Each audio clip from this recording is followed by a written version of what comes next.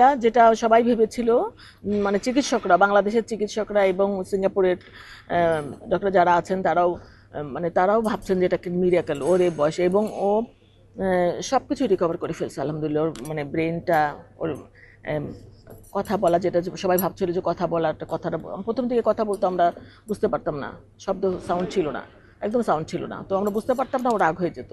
কিন্তু আলহামদুলিল্লাহ ওর গলার সব সাউন্ডে ফিরে এসছে, ওর কথা বলতে পারে, আপনাদের সাথেও কথা বললো। আর অন্য ওর রাইস টিউব ছিল, খেতে পারতো না অনেক দিন, প্রায় 1.5 মাস। এখন এই 15 দিন ধরে, 15 দিনে বেশি খুলে দিয়েছে, এখন ও স্বাভাবিক খাবার খায়, কথা বলতে পারছে, এবং সব কথা তার মনে আছে। এবং প্রতিনিয়ত ছেলে পেলেদের সাথে কথা বলছে, কে কেমন আছে, ওর খবর নাও, ওকে ফোন দাও, এরকম। এবং ডাক্তাররা বলছেন, ওখানকার ডাক্তার বলছেন, এখানকার ডাক্তার বলছেন যে এত মানুষ আসে ভালো, তো এটা ওর জন্য, তারা আসুক, ও কথা বলুক, এবং এটা ওর জন্য অনেক ভালো সাইন।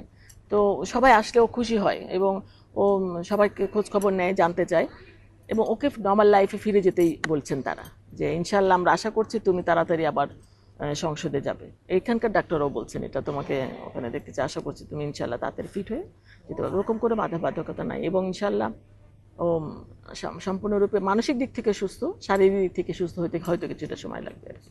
এটা রিকভারি একটা মেইন টাইম আর কি। তো এর মধ্যে 1.5 মাসে ছিল সে আইসিইউতে, আর বাকি আজকে 15 দিন, মানে 2 মাস হলো। এই 13 তারিখে 2 মাস পুরো হলো ওর।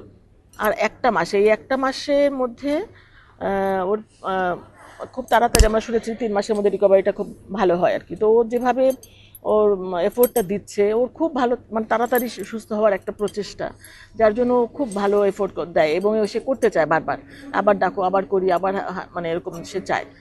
তো এই এই মাসটাকে আমি মিস করতে চাই না আর কি। তো আশা করছি যে হয়তো সামনের মাসের প্রথম নাগাদ বা মাঝামাঝি ইনশাল্লাহ ভেসে যেতে পারবো। যেমন তখন প্রায় মানে একটু করে জ্ঞান ফিরলেই বলতো যে আমার ফ্লাইট কখন। যখন ও জানতে পারলো যে দেশের বাইরে, আমার ফ্লাইট কখন, ফ্লাইট কখন, কোথায় যাবে তুমি, আমি ঢাকায় যাব। তো বলতাম তখন যে এরকম, মানে আমি শুধু কবে যাব কবে যাব, কিন্তু বলতাম তুমি এখন পরিপূর্ণভাবে হাঁটতে পারলে আমরা ইনশাল্লাহ তাড়াতাড়ি চলে যাব। তো ও তো অস্থির হয়ে আছে দেশের মানুষ, এবং প্রতিনিয়ত কথা বলছে সবার সাথে যে তোমরা ভালো থেকো, দোয়া করো আমার জন্য, দেশের মানুষের সাথে কথা বলছে। এবং আসলেই তো মানুষজন যে এতটা ভালোবাসে, বুঝতে পারিনি আসলে আগে, যে দেশের মানুষের এত ভালোবাসা। নিশ্চয়ই সকলের ভালোবাসায় এবং আল্লাহ তাআলার অশেষ রহমতে আমরা খুব তাড়াতাড়ি হয়তো দেশে ফিরে যেতে পারবো ইনশাল্লাহ।